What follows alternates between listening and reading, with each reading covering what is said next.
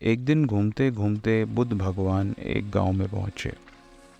वहां उनका प्रवचन सुनने के लिए लोगों की भीड़ उमड़ पड़ी। प्रवचन में बुद्ध भगवान लोगों को सहनशीलता और क्षमा की शिक्षा दे रहे थे। उन्होंने कहा, क्रोध आग है जो न केवल दूसरों को जलाती है बल्कि खुद को भी जलाकर राख कर देती है। इसलिए क्रोध को त्यागो और क्षमाशील बने।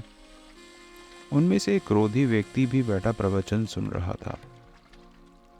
उसकी बात सुनकर वह खड़ा हुआ और कर्कश स्वर में बोला, ऐसा पाखंडी भिखारी मैंने कभी नहीं देखा। अपने स्वार्थ के लिए तुम गांव में भ्रामक बातें फैला रहे हो। क्या तुम्हें शर्म नहीं आती?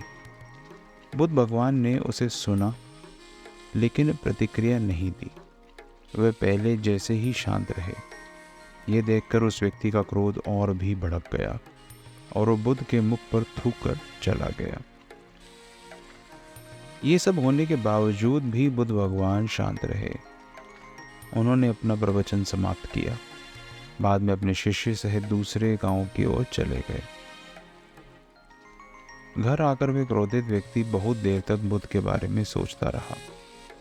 जैसे जैसे उसका गुस्सा कम होने लगा, उसने बुद्ध के साथ जो कहा था और किया था उसके बारे में सोचकर उसे पश्चाताप होने लगा। वह तुरंत वापस उस स्थान पर गया जहां बुद्ध अपना प्रवचन दे रहे थे, लेकिन उनके जाने की खबर मिल गई। सारी रात आदमी अपने आप को कोसता रहा।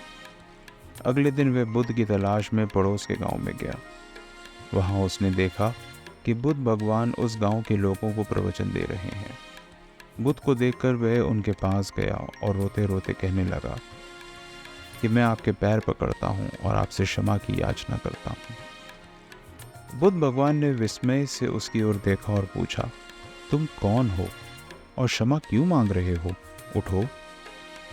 आदमी ने जवाब दिया, आप मुझे नहीं पहचानते? मैं वही आदमी हूँ जिसने कल आपके साथ गलत व्यवहार किया था। मैंने जो किया वह गलत था। मैं आपसे माफ़ी मांगने आया हूँ। बुद्ध भगवान ने शांति से कहा, भैया, जिस कल की बात कर रहे हो वह कल बीत चुका है। मैं उस कल की सभी घटनाओं और चीज़ों को छोड़कर आगे बढ़ गया हूँ। अब मैं उपस्थित हूँ। आप कल में क्या कर रहे हैं? आपने कल जो किया उसका आपको पछतावा है। तुम्हारा हृदय पवित्र हो गया है। अब उन बातों को वहीं छोड़ दें और वर्तमान में आकर अच्छे कर्म करने अपना वर्तमान सुधारें। बीती बातों को याद करके अपने वर्तमान को क्यों खराब करना?